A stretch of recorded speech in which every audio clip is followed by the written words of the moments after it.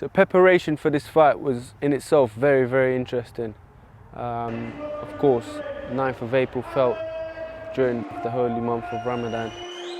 I had a decision to make, whether to still box or postpone the fight. But that's not me. I was like, we're taking the fight and we're going ahead. So I was training through Ramadan.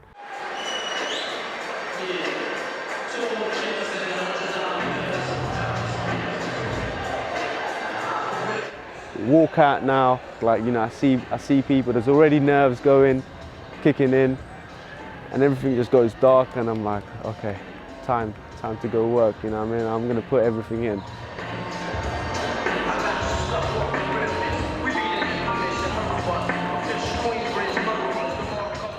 So walking into the ring now, it's just all the thoughts starts to creep in your mind. Am I gonna, you know, be explosive? Am I gonna have energy, you know, in the tank? Am I gonna do this? Am I gonna be, you know, be able to be explosive? That in itself, on top of nerves, it was a thing to definitely remember. It was very, you know, interesting because times have changed, and you know, I'm training at night, and it was a whole schedule change, and something that I'm not used to. So normally I train twice a day, around 6 days a week. Of course, through Ramadan, you know, I train in the morning and at night. And of course, through Ramadan, that was difficult to train in the morning because you still have the whole day to account for. So luckily, it was towards the end part of my camp that I was training through Ramadan, but it was difficult because, you know, you're changing up your whole schedule. You're training at night, obviously eating at night, so you need to be conscious of the weight factor, because I still had to make weight for the fight. And people think, oh, you do Ramadan, it's going to be easy to make weight. No, it's not, because you eat late, and you know, and you're not very active when it's late. So it was actually, for me, I actually gained weight during Ramadan. So that in itself was a challenge, knowing, you know, I'm fighting in a couple of days. And it was something that I've never done before. So it's the fear of the unknown. What's going to happen? Is this training that I'm doing enough? You know, I'm very conscious of myself. And my opponent, I knew that it wasn't just coming to, you know, be a number and you know, get hit and then stay down. I've always fasted. I'm used to fasting. Even, you know, from a kid, so it's always been part of my life. I've also fasted while training in my amateur days, but I've never fasted while training, preparing for a fight, a professional fight. That's something that was very different to me, and the reason I say this is because, you know, I had to make weight for the fight. Everything was flipped upside down, me training at night, and it was very inconvenient. And I'm very thankful to my coach Nicholas for, you know, understanding and opening up the gym for me at late times for me to still train, and just, you know, accommodating under the circumstances. So I'm a very religious person. Fasting is very important to me, so I couldn't miss out on fasting for the fight. But also, boxing and my career is important to me as well. But I couldn't let go of one for the other. So I had to do both. I was training through Ramadan,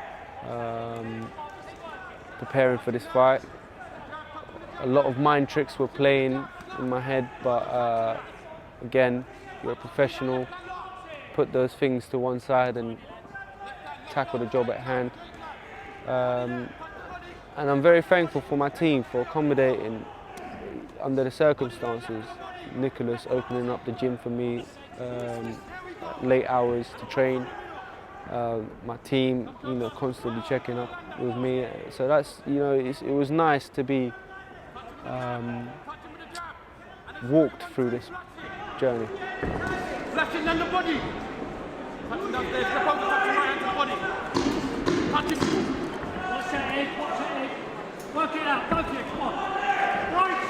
So I've been fasting since I was 7 years old or so. I've been fasting from a young age. And I guess my resilience and grit came from that, because there'll be times when you're young and you want to just, sneak off and eat something or drink something, but then you're like, no, if I'm cheating myself. So I guess me growing up, it kind of shaped me into this resilient person that I am, that I'd like to think I am. Second count, round 2.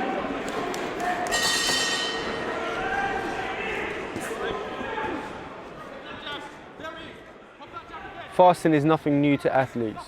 So many different other athletes that fast during competition.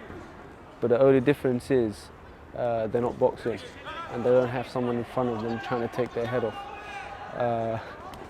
For example, in football, your teammates can take some of the slack, but in boxing there's no one there to take punches for you, so very different. Of course, a lot of doubt and a lot of mind games were playing through my head leading up to this fight. Am I going to be strong enough? Am I going to be explosive? Am I going to, have the energy in the tank? All of these things run through your head, when you're at night staring into the ceiling. But again, the resilience in me. There's a lot of, supporters that are coming to watch me. I've already agreed to the fight. I ain't backing down for nothing, man. I'm going in there and getting the job done. Boxing is all about how strong your mindset is. A lot of people think it's how strong or fast or clever you are. But if you don't have bottle, best believe you're going to get found out very, very quick. So I guess in a way, being a Muslim and going through Ramadan and having that self-control and self-discipline kind of helped me in a way. Just giving me that resilience is, I go through the hunger and thirst all day.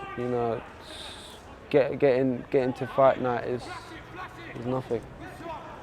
So the things that go through your head as a fighter when you're actually having a fight, is the people that may not know, is your timing right? Is your distance right? Is your setup right? These are all things that go through your head. It's very mentally draining. Being in there is not all just throwing hands and hoping to land. It's very mentally draining. And when you do miss a shot as well that you've set up, it zaps a lot of the energy out of you. So that in itself is very challenging. So my opponent was a tricky customer.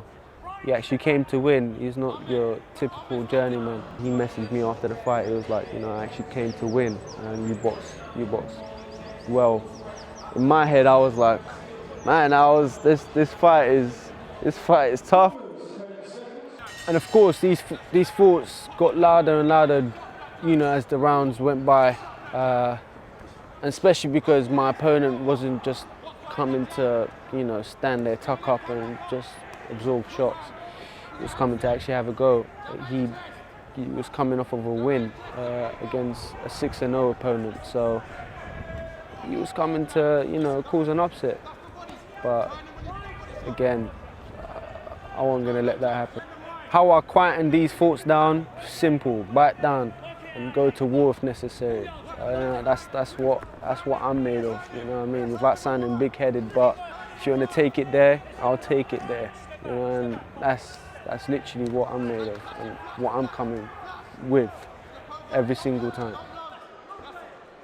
There's a lot of differences between being a professional boxer to an amateur boxer. Professional boxing is more of a business. The way you carry yourself, the image you portray, all comes back to you. Amateur boxing, you turn up, you box. It's purely for boxing. You're not having to go and sell tickets and promote yourself. It just becomes more of a business. As for my supporters, I can't thank them enough. They turn up to your call loud and clear and make themselves knowing that they're there, you know, in full force. I appreciate every single one of them.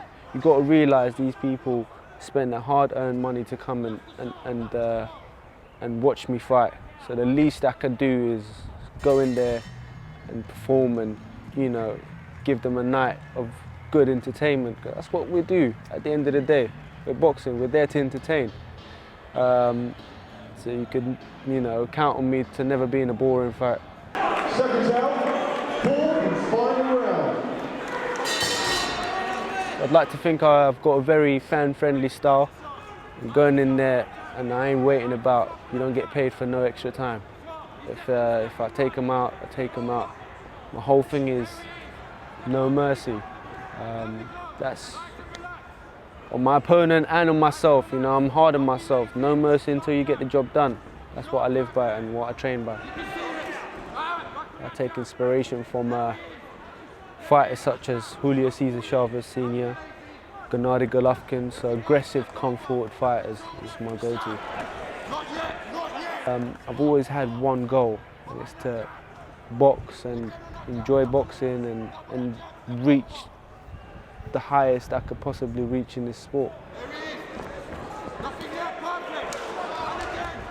I've learned many things about myself, you know, preparing for this fight. I learned that I can take my mental strength and you really use it for whatever circumstances I'm under. You know, fasting while training is tough. It's tough, I won't kid you, it's tough, but having that strong mindset. And I guess in a way, I've been preparing myself my whole life for whatever that comes my way, I have to deal with it. You know, even when you're younger, you know, you're fasting and you just want to sneak off and grab a bite to eat or drink or... But again, if I'm cheating, I'm only cheating myself. In life, there's always the easy option out, you know, you could take. But I guess that's just not me. I always like to make it harder for myself. Fight during Ramadan, postpone it? Nah, let's take it. Why not? So why boxing? Pure and simple. I just like fighting, man. And I like testing myself against the best. I want to be a world champion. I want to be the first Sudanese world champion. In Sudan, boxing is not really a sport that people know of. I want to use boxing and what comes with it to help others back home. Whether it's taking the amateur sort of system that we have here in England to Sudan and giving people a chance to make something out of themselves. That's something that I'm passionate about and want to do in the future.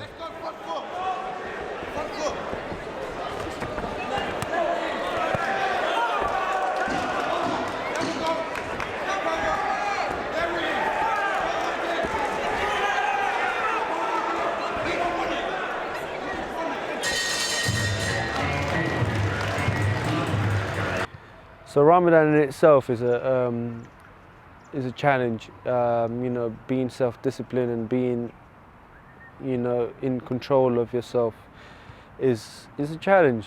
But I feel like that equips me for life or even my boxing career.